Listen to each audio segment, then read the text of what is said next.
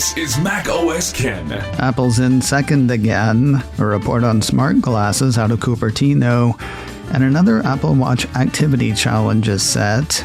It is Wednesday, the 6th of November, 2024. I'm Ken Ray, and this is news from Mac OS Ken.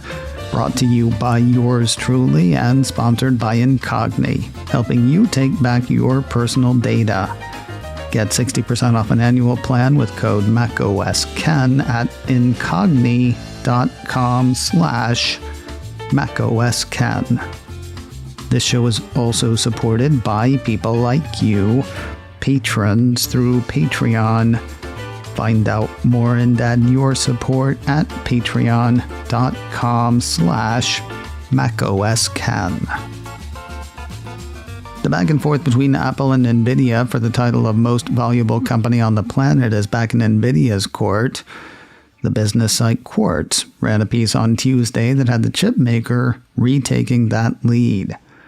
Midday Tuesday, Nvidia had a market cap of $3.43 trillion to Apple's $3.37 trillion. I write to you from the past, by the way. The Quartz piece says the U.S. presidential election could have implications for Nvidia and other chip makers, which have come under tightening U.S. restrictions on selling to China under both the Trump and Biden administrations. From where I sit as I write and record this, voting is still underway, with no clear idea who's going to win. That said, doesn't sound like either outcome would make Nvidia's future completely clear. Anyway, if you find yourself missing the horse race spectacle between Democrats and Republicans, the back and forth between Apple and Nvidia may give you a way to come down. We may know where Mark Gurman's talk of an iPhone-driven vision product went. I told you yesterday of an assertion over the weekend from Bloomberg's Power On newsletter that Apple is seriously considering a vision device that would use an iPhone for compute rather than having its own computing power built in. The thing is, when I went to read the newsletter myself, having caught mention in both 9to5Mac and Mac Rumors, that part had apparently been edited out. Either that or I've missed it the 3 times I've taken a look. Where, I wondered, could that have gone? Well, perhaps into a whole news story. Bloomberg posted a new piece from Gurman on Tuesday that had Apple exploring a push into smart glasses. Codenamed Atlas, the piece says the Cupertino company has launched an internal study of products currently on the market that'll see Apple employees gathering feedback on hardware that's already out there. Additional focus groups are planned for the near future, according to secret people who wanted their names kept out of it. Spearheaded by Apple's product systems quality team, the piece has potential participants being wooed by the pitch. Testing and developing products that all can come to love is very important to what we do at Apple. This is why we are looking for participants to join us in an upcoming user study with current market smart glasses. Amusingly, Gurman says Apple typically relies on employees rather than customers, so it can avoid making its plans public. Is he making fun of them? Sounds like he's making fun of them. Not surprisingly, Apple declined to comment for the Bloomberg report. 6 months later. That is apparently where we are on the iPad's timeline with the European Union. According to a piece from 9to5Mac, the iPad was classified as a gatekeeper platform by the European Commission in April, bringing it under the purview of Digital Markets Act, or DMA, regulations. At the time, the Commission said Apple had about 6 months to bring the iPad into compliance, which brings us to 6 months later. The report had the EC announcing this week that it is now formally assessing whether iPadOS is in compliance with the DMA. While the operating system may get high marks for access to third-party app stores and alternative web browser implementation, 9to5Mac says the world hasn't really seen changes that allow for interoperability with third-party headphones and smart pens. That could leave Apple in hot water with the Commission. The report considers a couple of possible arguments in Apple's defense. There may be software changes in the works to address such interoperability, or Apple may say it already provides sufficient support for third-party Bluetooth accessories. And now, you can go back to sleep on this one. The EC's findings on the matter are not expected until sometime next year. More news in a moment, but first a word from today's sponsor, Incogni, helping you take back your personal data. I cannot name 5 data brokers. I can't even name 3. But there are hundreds of data brokers out there who know our names, and they are making a killing, selling information about us to advertisers, insurance companies, basically anybody who might make money off of knowing anything about you and me. Take that data back with Incogni. Make an account, give them permission to work on your behalf, and Incogni gets to work, asking data brokers to remove your data, dealing with any objections the data brokers may have, and doing it all again. Whenever a new record is created on a data broker site, Incogni is ready with another removal request. Since I started with Incogni, over 100 data brokers have pulled my info from their, let's say services, while over 30 have me on a suppression list. That means they will never recollect any personal information that could be associated with me. Let them do the same for you. Whether you want to slow the flow of spam, stifle the annoying robocalls, or guard against identity theft, Incogni is ready to work with you and for you. Take your personal data back with Incogni.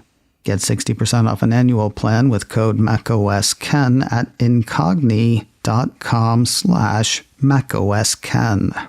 They've got plans for individuals, as well as plans to cover friends and family, too. And they come with a 30-day money-back guarantee. INCOGNI. Join the huge community of people who have taken control over their personal data with Incogni. Get 60% off an annual plan with code MacOSKen at incogni.com/MacOSKen.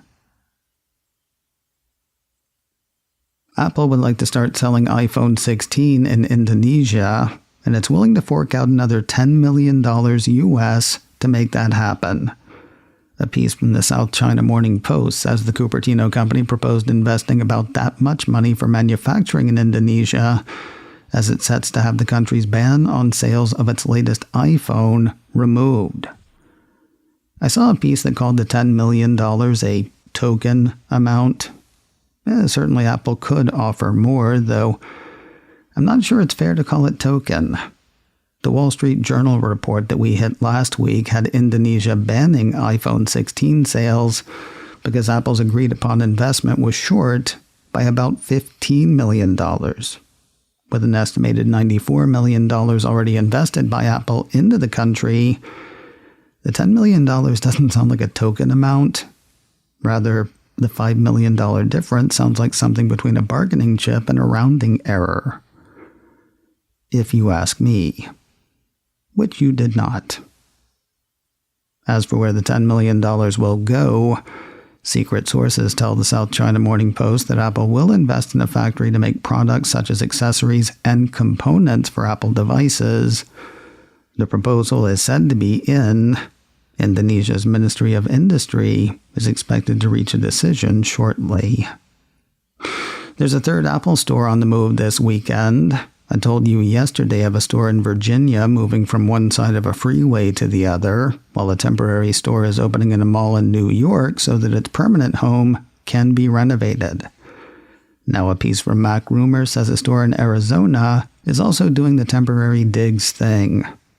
According to the report, Apple La Encantada in Tucson, Arizona will be moving to a temporary location this Saturday, the 9th of November.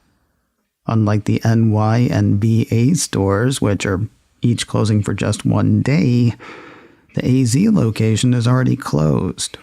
The piece says Apple will likely renovate its original store at La Encantada while operating out of the temporary location, but the company did not share details or a time frame. Apple first opened a store there in 2004, and its interior design is now dated.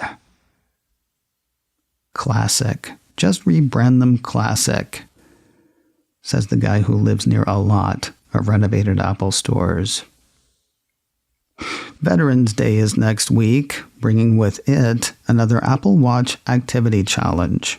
A piece from Mac Rumors says the challenge will hit on Veterans Day, next Monday, the 11th of November. Though the message has not popped yet, it will say, earn this award on the 11th of November by doing any workout for 11 minutes or more. Record your time with the workout app or any app that adds workouts to health. That will win one the usual virtual medallion as well as the animated stickers that come from messages and other applications. Though the company doesn't seem to have announced anything more, Mac Rumor says the company often includes other Veterans Day themed content in the App Store, the Apple TV app, the Books app, and other Apple channels. And finally today, remember those cool new screensavers for Apple TV announced earlier this year? They are apparently, finally, on the way. iDownload blog says tvOS 18.2 will bring 4 new screensavers to your Apple TV when it launches later this year. Code diver Aaron Paris took to Twitter with his findings.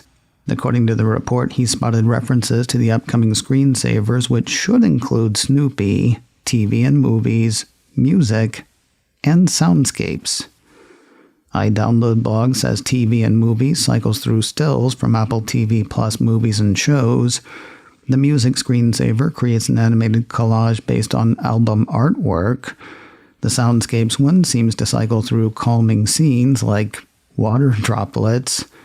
And Snoopy takes over the screen with Woodstock and a delightful animation before coming to a rest in various locations, including his doghouse. They all sound perfect for when you want to stop watching TV and just sit staring at it. The next round of OS updates is expected in the first half of December. macOS Ken, brought to you by me and sponsored by Incogni. Get 60% off an annual plan with code macOSKen at incogni.com/macOSKen. This show is also supported by people like you, patrons through Patreon. Find out more and add your support at patreon.com/macOSKen. Advertising handle by Backbeat Media. Online at backbeatmedia.com. You can reach me a couple of ways. Info at macosken.com or call 716-780-4080. Until next time, that is news from macOS Ken. I'm Ken Ray.